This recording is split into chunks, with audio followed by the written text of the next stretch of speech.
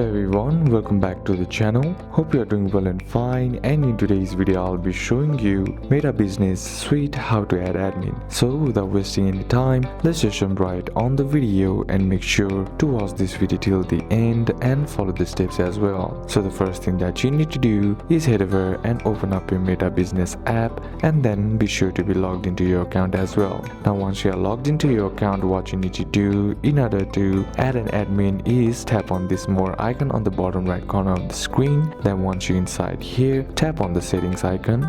Then once you're inside your settings, what you need to do here is tap on the people option. Then once you're inside here, you'll be seeing a plus icon on the top right corner of the screen. Simply tap on that, and now here enter the email address of the person you want to make an admin. Then choose the role for this person. Then next, to make them an admin, select the admin option. Then once you are done, click on next to proceed. After selecting the role, you can assign specific permissions, example manage space, add accounts, etc. Make sure to assign necessary permissions for the new admin to effectively manage their business. So these are a couple of steps that you can apply, and that's it for today's video guys. Hope this video was useful to you. Leave a like if it did, comment down any questions that you have, and see you soon on the next one.